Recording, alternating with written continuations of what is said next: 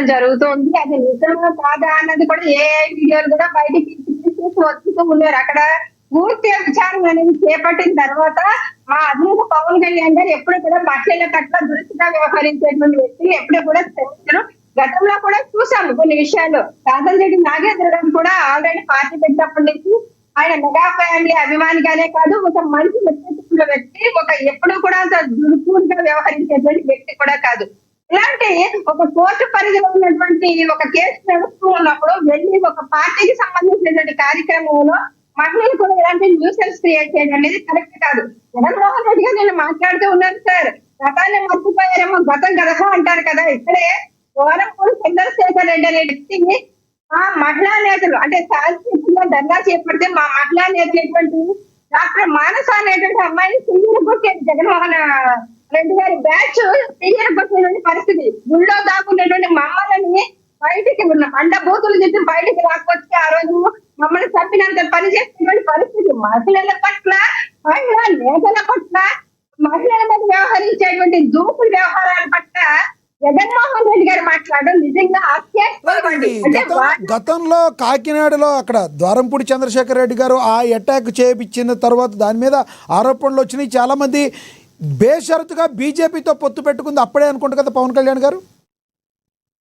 లేదు సార్, అప్పుడు ఢిల్లీలో ఉన్నారు మా అధినేత పవన్ కళ్యాణ్ గారు. అక్కడి నుంచి చెప్పడం జరిగింది. అంటే జగన్మోహన్ రెడ్డి గారి మాటలు ఆ పాపని ఇలా అనేసారు అలా అనేసారు పాపని మాట్లాడుతున్నారు కదా. కానీ మిగతా మహిళల్ని అటాక్ చేసినప్పుడు కానీ, మిగతా మహిళలను భూతులను గుర్తించినప్పుడు కానీ మీ న్యాయం ఏమైంది? నిజంగా మా నేతలు తప్పు చేస్తుంటే ఖచ్చితంగా అధినేత పవన్ కళ్యాణ్ గారు వీళ్ళకి లాగా ప్రోత్సహించండి, అంటే యాక్షన్ తీసుకుంటారు వాళ్ళ మీద.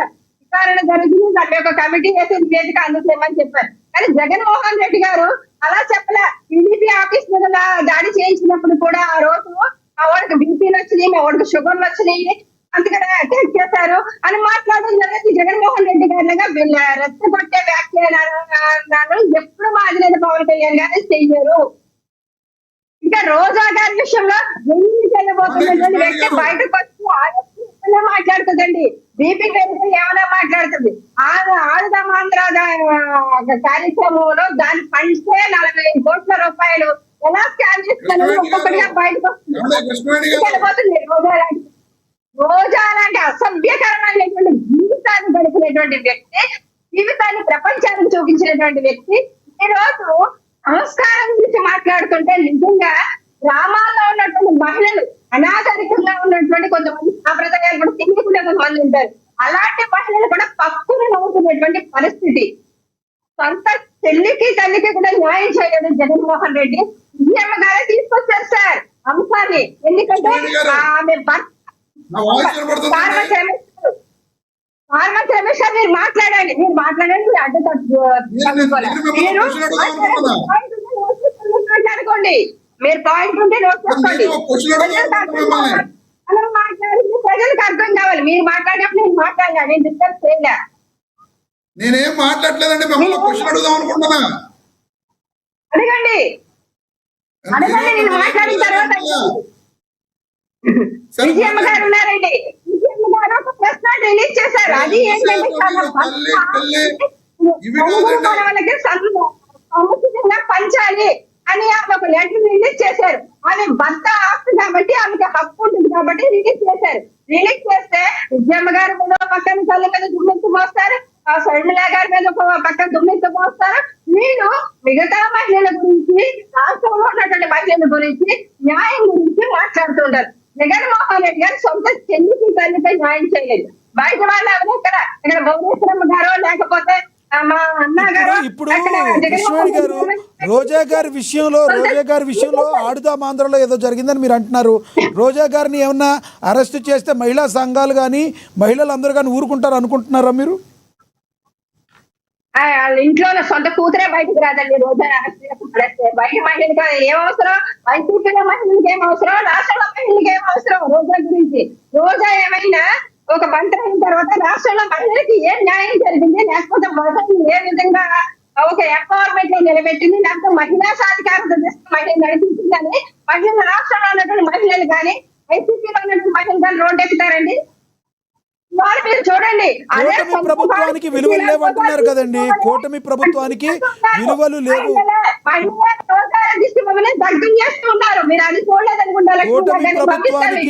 కూటమి ప్రభుత్వానికి విలువలు లేవు అని మాట్లాడుతున్నారు రోజా గారు. సార్ విలువల గురించి గురించి రోజా గారు మాట్లాడితే వినేటువంటి దృష్టిలో మా కూటమి ప్రభుత్వం లేదండి. ఎందుకంటే ఇప్పుడు భువనేశ్వరి గారి అమ్మ భువనేశ్వరి గారిని చూడొచ్చు, మల్లిన్ గారిని చూడొచ్చు, అలాగే మా అధినేత భార్య అన్న గారిని చూడొచ్చు. వీళ్ళందరినీ తీసుకొచ్చి మాట్లాడినప్పుడే రోజా స్థాయి జీరో స్థాయికి పడిపోయింది. నిజంగా రాధాకృష్ణ గారు లాంటి వ్యక్తి ఏమైనా తప్పుడుగా వ్యాఖ్యలు చేసినా, తప్పుడుగా ఏమైనా మాట్లాడినా దానికి లీగల్ యాక్షన్ తీసుకోవచ్చు. వాళ్ళ మహిళల గురించి అనేకమైనటువంటి యాక్షన్స్ ఉన్నాయి, చట్టాలు ఉన్నాయి. వాటి మీద మీడియాలో ప్రసారమైన సరిగంటే యాక్షన్ తీసుకోవచ్చు, దాన్ని వెళ్ళవచ్చు. కానీ వీళ్ళు ఆఫీసులు దగ్గర పెడతాము, లేకపోతే ఇల్లులు దగ్గర పెడతాము, లేకపోతే పార్టీ ఆఫీసులు బద్దలు కొడతాము, లేకపోతే దూసుకొచ్చి నాశనం చేస్తామంటే ఎవరు ఊరుకొస్తారు? వాళ్ళకి ఆఫీసులు ఉన్నాయి, వాళ్ళకి ఇల్లు ఉన్నాయి, వాళ్ళకి ఆస్తులు ఉన్నాయి. ప్రజలే తిరుగుబాటు వాటిని ధ్వంసం చేయొచ్చు పొద్దున్న. వార్నింగ్ ఇస్తే తీసుకునేటువంటి దద్దమ్మ ప్రభుత్వం అయితే మా ప్రభుత్వం కాదు. అది మంచి ప్రభుత్వం కావచ్చు కానీ దద్దమ్మ ప్రభుత్వం కాదు. మీరు ఇచ్చేటువంటి హెచ్చరికలు మీరు తీసుకోవడానికి, బెదిరిపోవడానికి, మీరు పారిపోవడానికి ఇలా అవినీతిలో అక్రమాలు చేస్తున్నారా? వైసీపీ కార్యకర్తలు చూపించబోయే సినిమాతో వైసీపీ కార్యకర్తలు కానీ జగన్మోహన్ రెడ్డి గారు చూపించబోయే సినిమాతో మీకు ఎటువంటి భయం లేదని మీరు చెప్తున్నారు. అయితే సార్ అట్లా ఫ్లాప్ అయిపోయిన సినిమాని మళ్ళీ రిలీజ్ చేస్తారంటే ఎవరు చూస్తారు సార్? రాష్ట్రంలో ఎవరు అంత ఖాళీగా లేరు, ఎవరు అంత ఖాళీగా లేరు. జగన్మోహన్ రెడ్డి గారు బ్రహ్మరథం పెట్టి వాళ్ళని పట్టాభిషేకం చేయడానికి ఇక్కడ ఎవరు ఖాళీగా లేరు. ప్రజలు అభివృద్ధి కోరుకుంటున్నారు. చెప్పారు అట్టర్ ఫ్లాప్ అయిపోయిన సినిమా రీ రిలీజ్ చేస్తే ఎవరు చూస్తారు?